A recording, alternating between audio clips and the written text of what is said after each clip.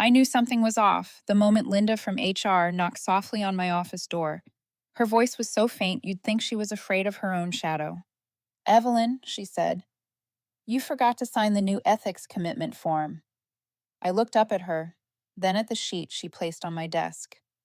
Forgot to sign? Me? Forget paperwork?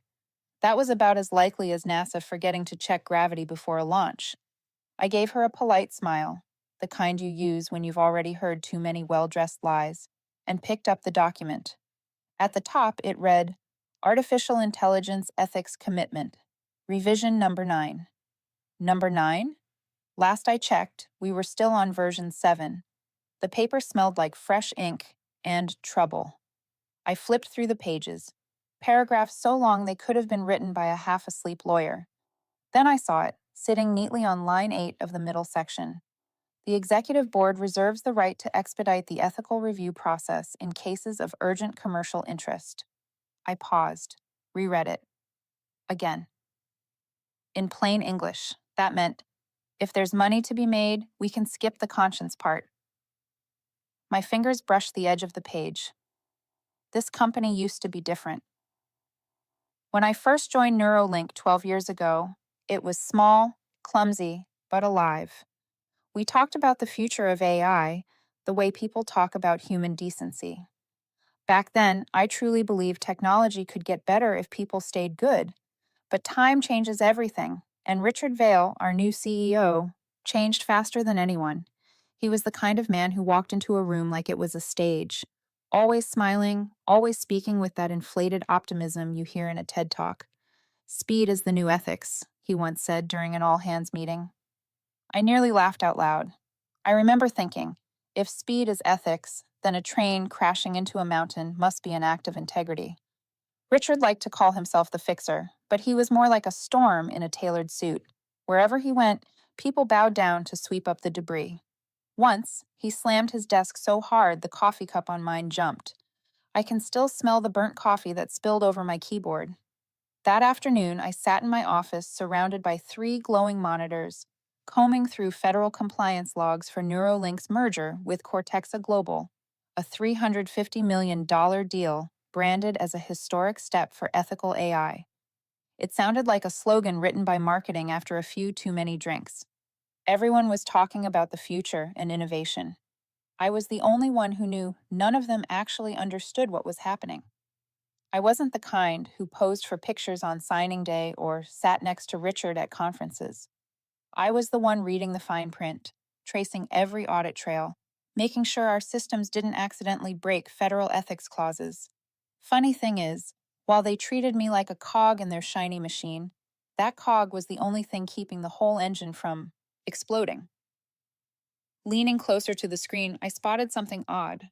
A new command file had just been added, a shortcut that linked directly into the ethics module. If activated, it could skip the final verification step and send a compliant report in seconds. I zoomed in. The line of code had a name that tried too hard to sound harmless. Bypass key V9. Bypass. The word echoed in my head, cold and metallic. I leaned back, staring out the narrow window. Outside, the sun was setting over Silicon Valley's glass towers, its light glinting off every coffee cup and neon logo. This city ran on ambition and caffeine, and tonight, ethics seemed to be just another thing diluted in the mix. I thought of my brother, the one who died 8 years ago, in a self-driving car crash. The police called it an unforeseeable algorithmic error. I called it what it was, the consequence of a company that skipped its ethics review to make a launch date. That day, I joined Neuralink, believing I could stop something like that from ever happening again. And now, the very place I'd trusted was preparing to make the same mistake, only this time it was worth $350 million. I saved every log, encrypted the data on my private drive, and closed my laptop. By the time Linda came back for the paperwork, I had already signed. Beneath my signature, I wrote a single line small enough only for me to read. If they're going to sell this company's soul, I'll be the one holding the key. I didn't know what I would do yet, only that once people start removing the bricks of integrity, the whole building collapses, and I wasn't going to be standing under it. I looked up, took a deep breath, The smell of ink still lingered. Somewhere down the hall, someone laughed. Probably Richard.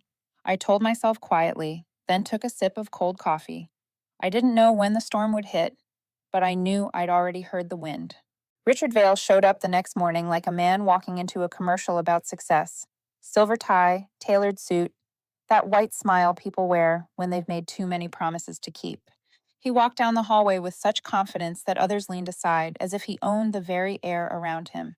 I sat in the 12th floor conference room in the usual seat reserved for people invited for a show, not for speaking. The place smelled of expensive coffee and men's cologne. Richard began his speech with the same words I'd heard 1,000 times: breakthrough, innovation, speed, future. He talked about streamlining the ethics review process to accelerate the merger. His voice so smooth it made the whole room nod along like puppets. I looked around. No one objected. No one asked whether streamlining meant skipping human rights and data integrity checks. To them, every day the deal wasn't closed was a day the stock price didn't climb. I raised my hand. If we skip the ethics review, I said slowly, then legally, the merger loses federal validity, and morally, we lose the one thing that used to make this company different. The room fell silent for a few seconds before Richard smiled, a soft, practiced smile, the kind rich men use to make you feel like a child for asking a real question. Evelyn, he said, do you know what age we're living in? This year, AI can write novels and compose symphonies. I don't think a few outdated ethics protocols should hold us back. Forward or downward, sir, I murmured back, just loud enough for the person next to me to hear. The meeting ended with long applause. I didn't clap. Richard looked at me across the table, half amusement, half warning. I knew that look. The look of someone who doesn't like being reminded that there are still lines. That afternoon, when I returned to my office, an internal message popped up. Evelyn, could I see you for a moment? It was from Liam, the new tech on the ethics team, barely 3 months in. Tall, a little awkward, always with his headphones on, talking faster than he could think. We met at the cafe downstairs. Liam glanced around, voice dropping low. I think you should see this. He handed me a small USB. I found that the system logs were tampered with. Someone deleted entire lines of ethics audits from the records the same day Revision 9 was uploaded. I didn't act surprised. I just asked, who signed the approval? Liam hesitated, then said, Vale himself. I thanked him and slipped the USB into my coat pocket. Keep quiet, for now. Back in my office, the phone rang. The voice on the other end was firm, slightly raspy, a middle-aged woman used to being taken seriously. This is Dr. Olivia Reeve, legal counsel for Cortexa. I heard you're overseeing the ethics review for the merger? Yes, I said, at least until this morning. There's a rumor the final report was submitted before the review was complete. Can you confirm that? I stayed silent for a few seconds. Olivia wasn't the type to chase rumors. If she called, she already knew part of the truth. I can't confirm that over the phone, I said. But if someone sent that report, then they just signed their name on a lie. She sighed. Thank you, Evelyn. Be careful. At this level, truth tends to get edited more than data. Then she hung up. I sat there for a while, watching the screens glow on my hand. I didn't feel fear, just a cold awareness rising like groundwater. That night, after most employees had gone home, I reopened the internal report. In the approved by column, Richard Vale's signature glowed on the screen like wet ink. At the bottom was the line, Ethical Review Completed. A line I had never signed. I leaned back in my chair, scanning the empty room. The neon lights reflected off the wall like morgue lighting. I let out a quiet laugh, the kind you make when nothing surprises you anymore. I'd worked long enough to know every company has secrets, but few ever draft the death certificate for their own conscience. Before leaving, I copied all the logs to my private drive and added one short note. If anyone asks, this was the day they decided ethics was optional. The next morning, an internal email appeared in my inbox. Evelyn, thank you for your contributions. Effective immediately, you are no longer part of the merger compliance team. No explanation, no meeting, no discussion. I stared at the line, then said softly to myself, "Fine, do it your way. I just want to make sure that when the bridge collapses, everyone knows who gave the warning." I shut off my monitor. Outside, the San Francisco sky was bright and clear, but to me, the sunlight smelled like iron and dust. Maybe that's what trust smells like when it burns. Wednesday morning. If you've worked in a corporate office long enough, you know this rule. When they hand out free donuts midweek, it's never a gesture of kindness, it's a warning. I stared at the box of donuts sitting in the middle of the conference table. The smell of vanilla and powdered sugar mixed with something sharper in the air. Anxiety. Linda, the same HR rep who'd brought me the ethics commitment form, avoided my eyes as she walked in. Her look said it all before she spoke. Today was my day. "Evelyn, could you come to room 14? There's a short meeting," she said, voice trembling like someone about to throw another person off a lifeboat. Room 14. I'd never liked that number. It sat at the end of the hallway beside the storage room. When I stepped inside, 3 people were already waiting. Linda, a man in a gray suit, legal, most likely, and a young woman holding a notepad, probably the new HR trainee. No one invited me to sit, but I did anyway. I'd learned long ago, if they're going to cut your throat, at least let them do it while your head's still up. The man opened a cream envelope and began reading in a calm, bureaucratic tone, as if reciting the weather report. "Evelyn, thank you for your years of contribution to Neuralink.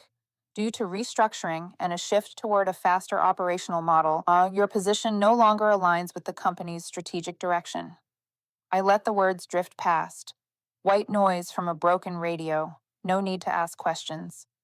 I'd seen this coming last week, the moment I saw Vale's signature on that fake audit. "We'll need your laptop, badge, and internal credentials by 3 p.m. today," Linda added, eyes fixed on the paper as if looking at me might burn her. I nodded, stood up, and walked out without a word. In the hallway, no one looked up. Strange, really. 12 years of nights fixing the system when it almost collapsed. 12 years of keeping us compliant while everyone else slept. And now, when I walk by, they just stared harder at their screens. At the front desk, I stopped. There, taped to the wall, was a printed photo of me under the sign, "Do not re-enter. Access revoked." Someone had drawn a red X over my face, thick, crooked, like blood. I stared at it for a few seconds, then let out a quiet laugh, not because it was funny, but because of how easily they turned a person into a warning. I didn't take the photo down. I just went to my desk and began packing my things: a ceramic mug, a few pens, thick binders, and the 10th anniversary card from 2 years ago, the one Vale hadn't signed. As I was about to leave, Liam appeared at the door. His face was pale. "They actually did it?" "Looks like it," I said, smiling faintly. "But it's fine. Is there anything I can do?" "Yes. Help yourself. Stay quiet, and back everything up before they wipe the system." He nodded, caught between fear and admiration. I knew what he was thinking: that I'd just become another cautionary tale. Outside, the bay wind was cool and sharp. The sky was too clear, almost artificial. I got in my car and unlocked my phone, not to call anyone. There was no one worth calling. I opened my private encryption app, entered the password, and accessed Neuralink's Federal Ethics Certificate System. A small lock icon appeared. Active. I stared at it for a moment, then tapped deactivate. The confirmation flashed. Ethical Liaison Certificate permanently revoked. Just one touch, no sound, no alarms. But I knew what was happening. Dozens of automated compliance chains across the system were already starting to collapse. Without a valid ethics certificate, the entire merger was legally void. I shut off my phone, slipped it into my pocket, and started the car. I felt no guilt. They called it termination. I called it release. When I got home, my small apartment in Pacific Heights was silent. No emails, no Slack pings, no sudden meeting alerts. Only the ticking clock and the wind brushing the windows. I set the box of my things on the kitchen counter. The old mug lay on its side, catching the last of the afternoon light. I looked at it and said quietly, All right then. Let's see how they manage without the one holding the key. I didn't cry. I didn't smile. I just brewed a fresh cup of coffee, inhaled deeply, and listened to the faint whistle of the wind outside. Somewhere inside their glass tower, someone was probably panicking, trying to figure out why their system no longer had federal access. And me, I just sat in the sunset, calm, sipping my coffee. Some battles don't need knives or shouting, only someone who knows exactly which wire to pull. I couldn't sleep that night, not out of fear, but because of the silence. The strange kind of silence that follows when you've dropped a pebble into a still lake and know the ripples will travel far. The next morning, I opened my personal laptop and logged into my private data vault, the one only I had access to. Inside the secure drive was a folder labeled Federal Compliance Code 47B. I opened it. The papers were slightly yellowed, the corners neatly tagged with color-coded notes. I reread the section I'd helped draft years ago. The termination or replacement of a federally certified ethics liaison without a valid reauthorization process will render any ongoing merger null until a new certification is approved. I smiled. A thin, cold smile. The kind reserved for someone who knows exactly what game they're playing. They wanted speed? I'd given them speed, a shortcut straight into a wall. The phone on my desk vibrated.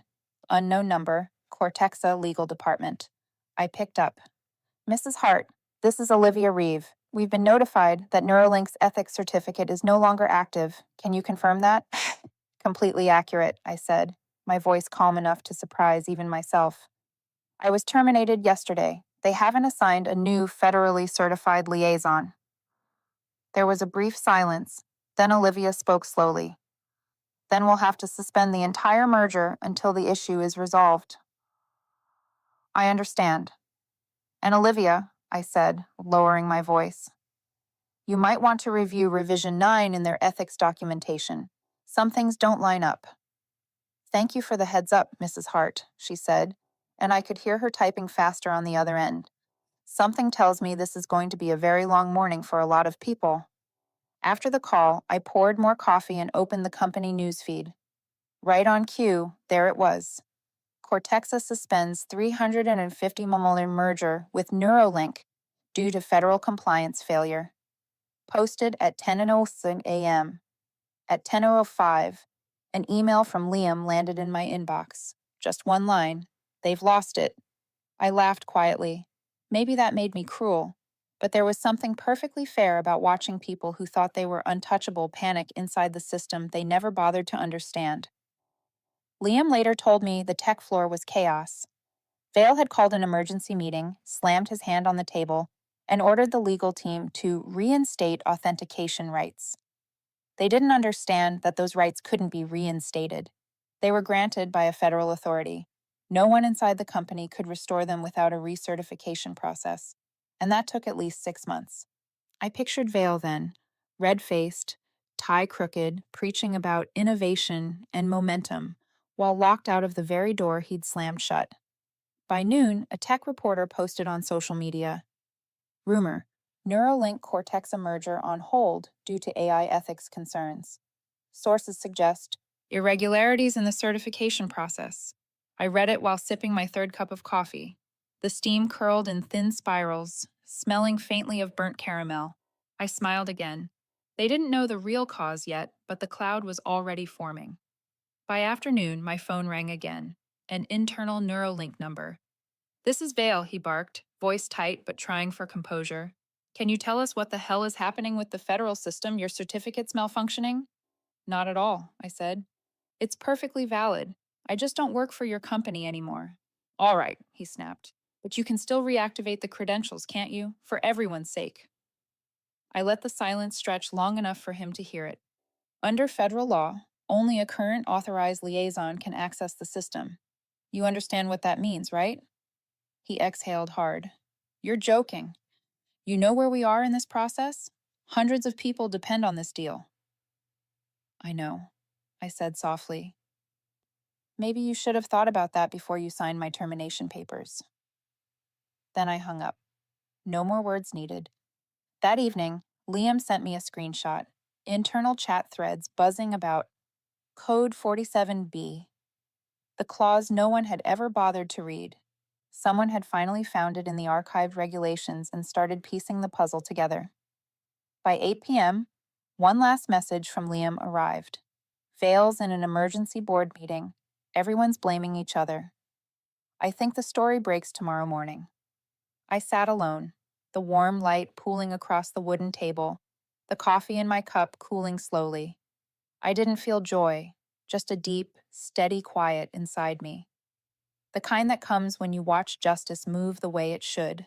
Slow, precise, unstoppable. They used to call me rigid, too principled, out of sync with market speed. Maybe they were right. I wasn't flexible. I didn't bend the rules to make anyone comfortable. I simply followed the very laws they wrote and conveniently forgot. Before going to bed, I opened Code 47B one last time and added a new note in the margin. April 3rd. Clause activated by those who thought it didn't matter. Then I closed the folder, turned off the light, and for the first time in years, I slept well. The next morning, I woke earlier than usual. Sunlight sliced through the blinds into long bands across the wooden floor. I made coffee, set the cup on the table, and checked my phone. 32 unread messages, most from unknown numbers, a few I did not need to open to know who they were. Evalie, please call back. We need to talk. Can we handle this privately? One message was shorter and colder. I hope you understand you are destroying yourself. Richard Vale. I let out a small laugh. The tone sounded like a man trying to scare someone with a toy gun. By 10 a.m., the first headline hit the feeds. Neuralink's ethics authentication failure halts $350 million deal. Below it, 100 comments from industry folks and tech writers guessing at causes, while none of them knew the real story. I sat in my armchair, legs crossed, reading each comment and sipping coffee with a small smile. Maybe ethics should be updated to version 2.0, someone wrote. Another replied that maybe they should hire the person who pulled the plug to rewrite the process. I thought to myself, wait, and they will do exactly that. By noon, Vale pushed back. He held an emergency press briefing, standing under the giant Neuralink logo, voice steady like a TED Talk presenter. The deal is under control, he said. We are working closely with federal agencies to resolve a technical issue. A technical issue. I laughed and knocked over half my cup. It sounded like he thought ethics was a broken chip you could swap with a screwdriver. An email arrived from Mason Quinn, a lawyer I had worked with on federal audits. Subject line, I think you should be ready. Mason did not waste words. In the message, he wrote that Vale had hired a shadow IT team to try to restore authentication. They were scanning systems for vulnerabilities. Make sure your original evidence is encrypted and safe, I replied briefly. Don't worry. I prepared before they figured it out. That afternoon, Liam called on video. He looked hollow, the screen light catching his eyes. They are blaming you, he said. Vale told the company you deleted the certificate to extort money. Extort money? I raised an eyebrow.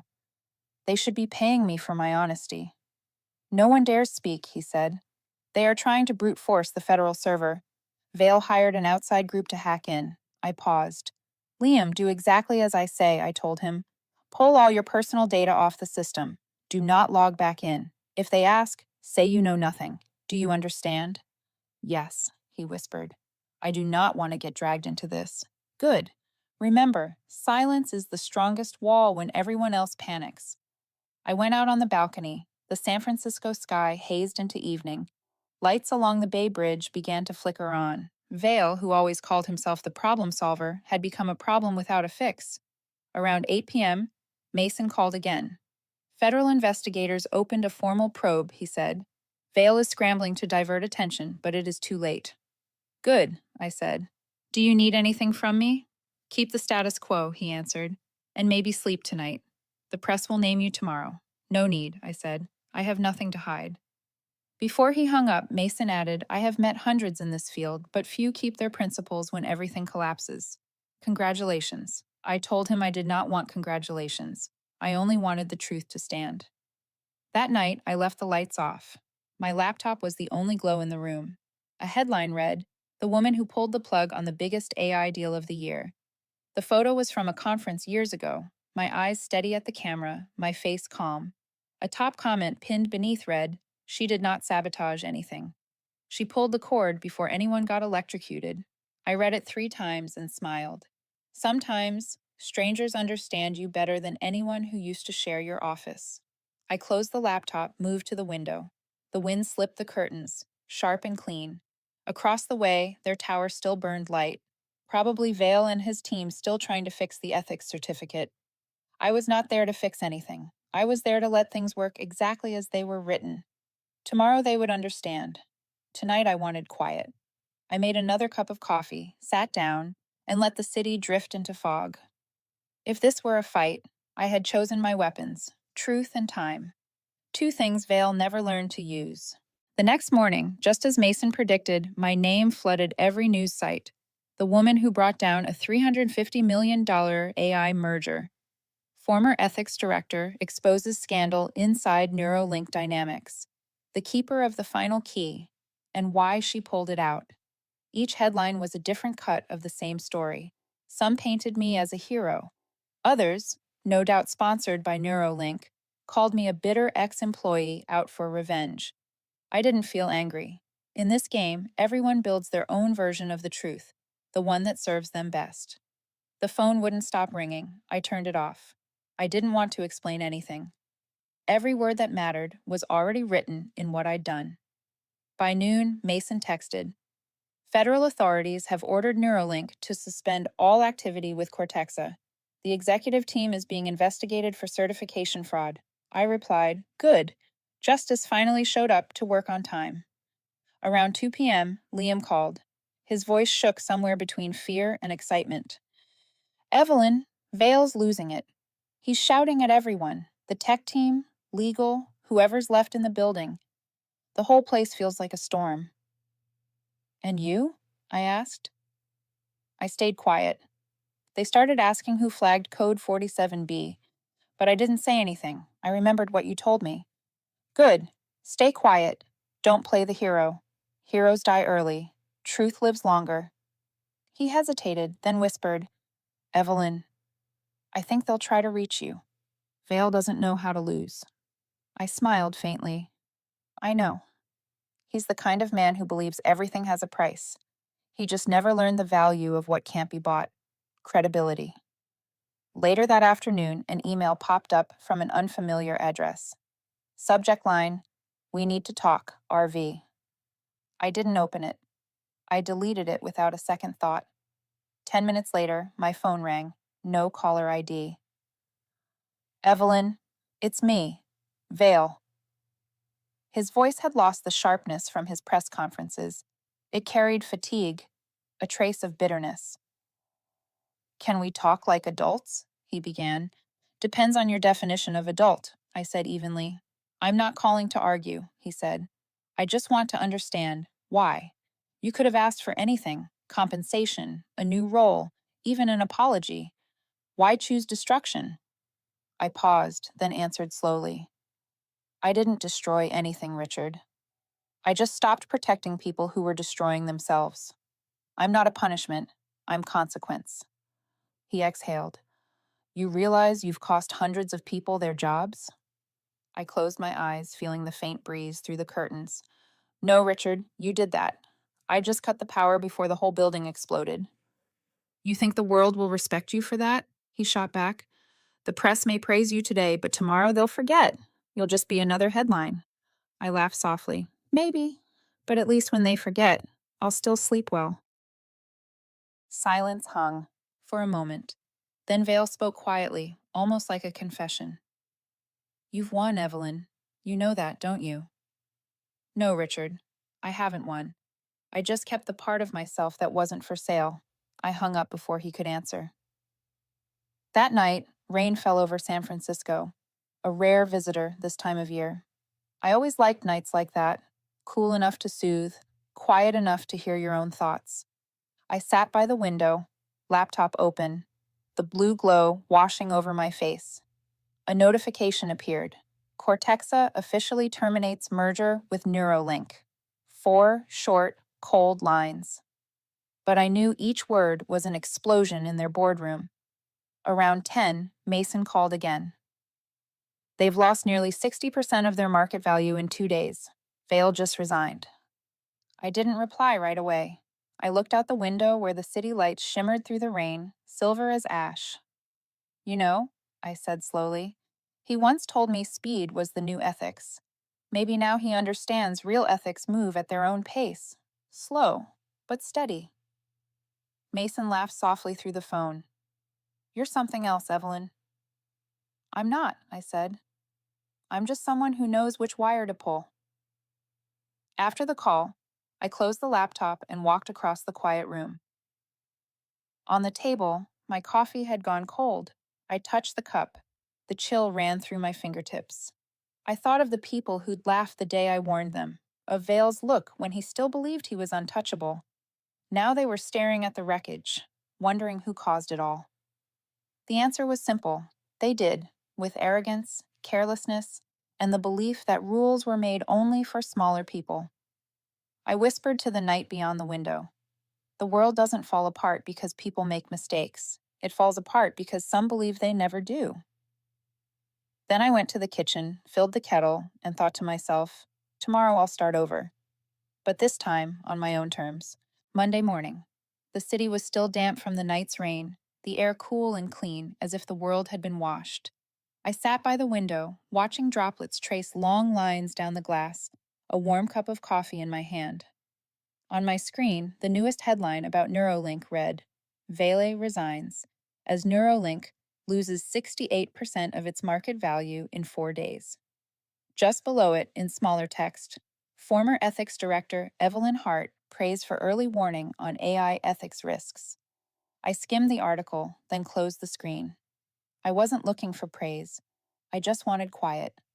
But quiet is never something this world lets you keep. Near noon, the doorbell rang. On the camera feed stood a man in a gray coat, neatly dressed in that bureaucratic way. In his hand, a large envelope stamped with the seal of the Federal Ethics Bureau. I opened the door. Mrs. Hart? That's me. We'd like to speak briefly about data related to the Neuralink Cortexa case. May we come in? I nodded and stepped aside. There were 2 of them. The woman who entered second opened her case and pulled out a stack of documents. We understand you were the architect of Neuralink's security framework, she said. We need your confirmation on several logs that were altered before the merger was suspended. I looked at the papers. I knew those lines by heart.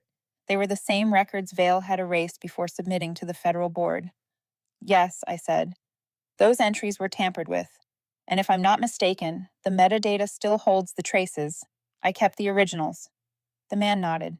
Good. That'll help a lot. We're collecting evidence to determine who falsified the ethics report. If your statement checks out, Vale and several executives could face criminal charges. I gave a faint nod. Justice may be slow, but when it arrives, it carries weight. They left after half an hour.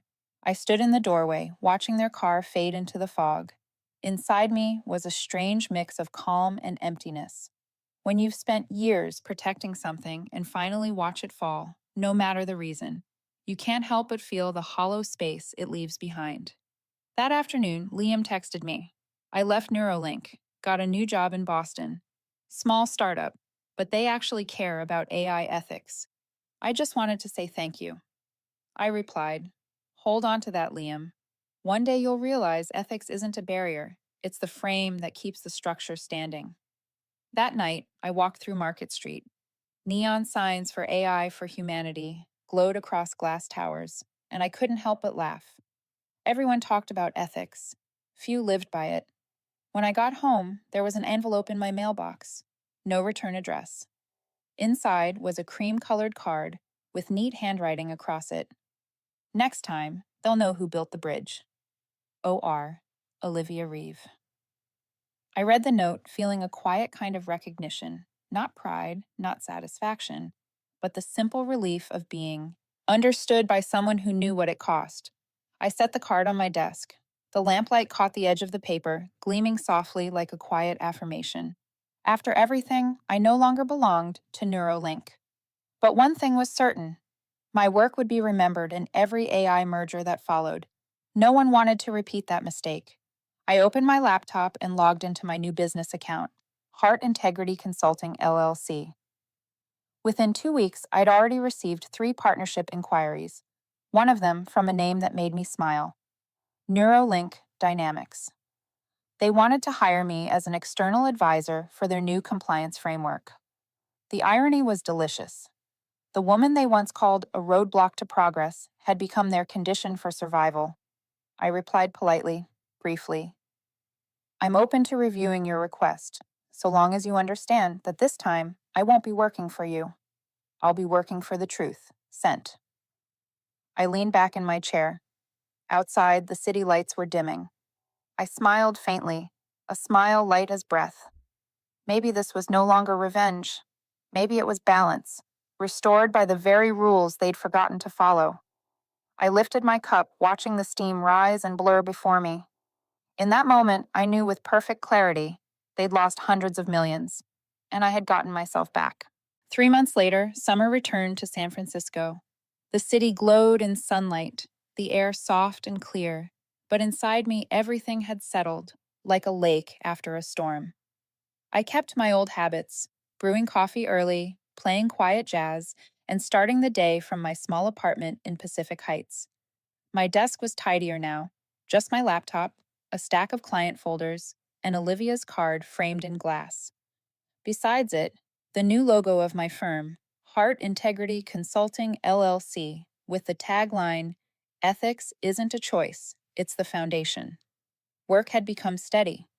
I advised a growing list of mid-sized tech companies, people who, after Neuralink's collapse, finally understood that ethics wasn't some abstract philosophy. It was a survival license.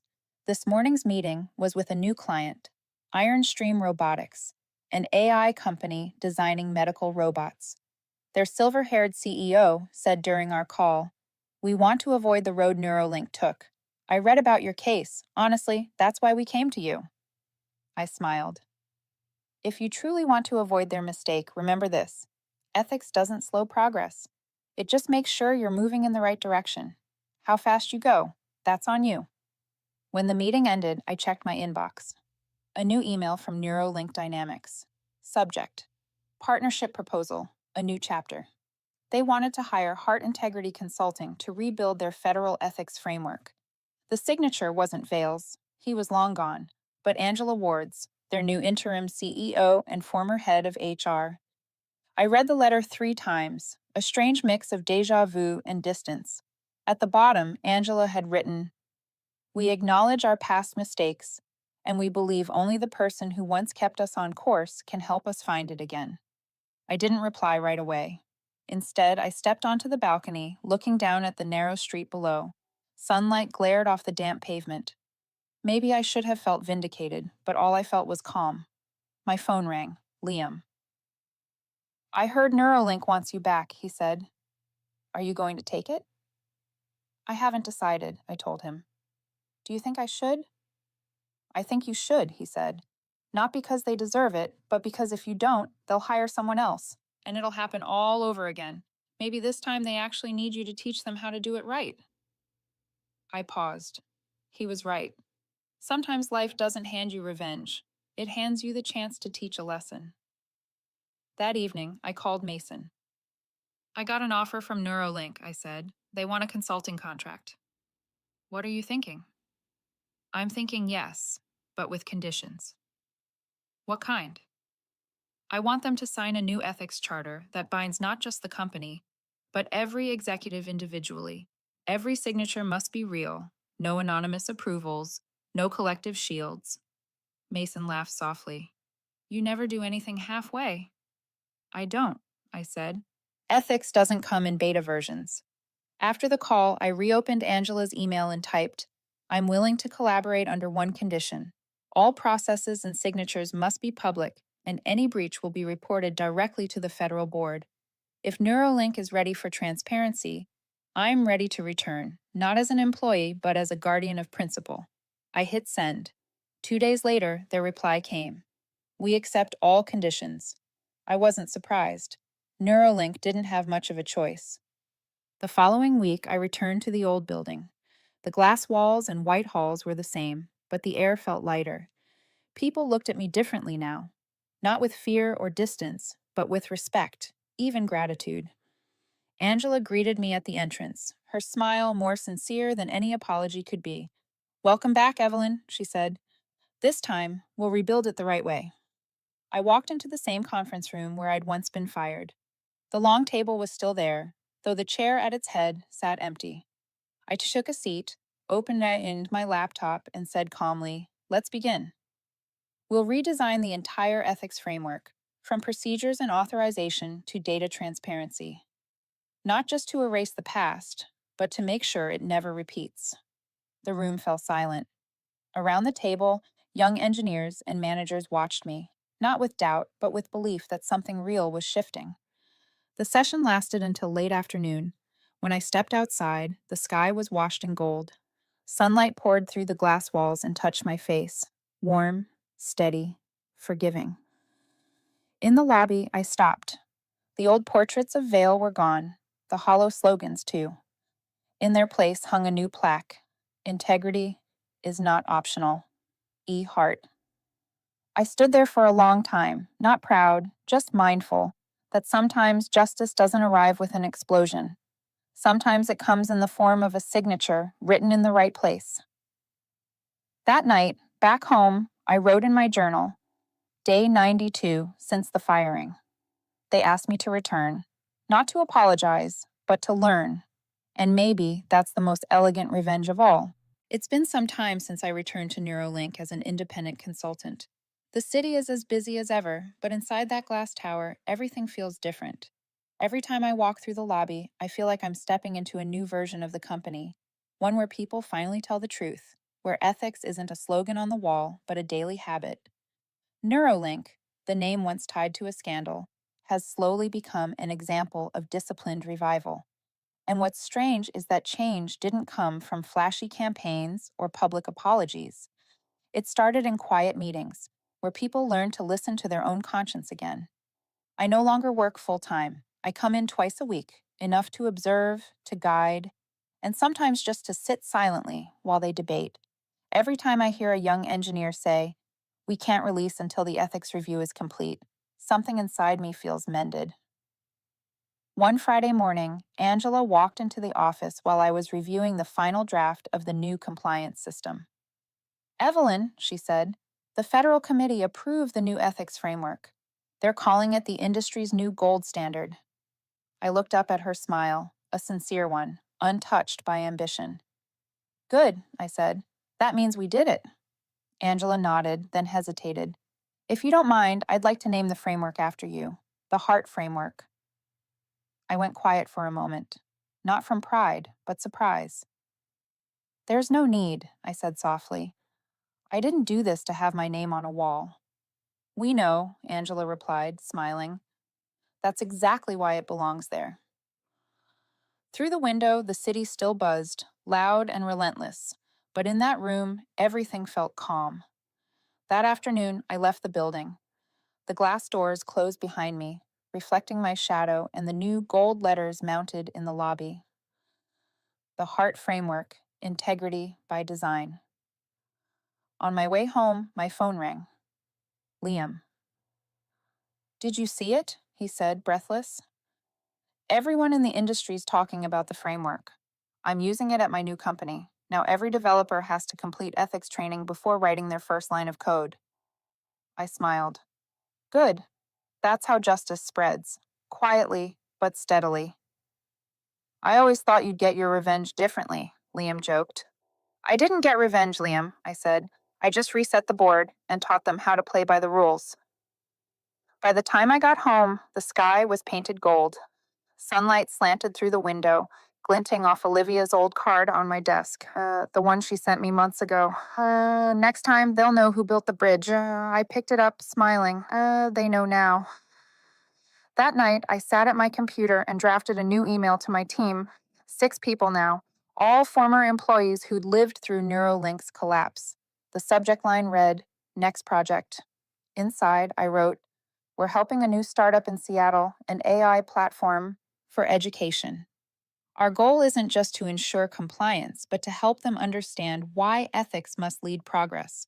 We don't fix mistakes, we rebuild foundations. I hit send and leaned back in my chair.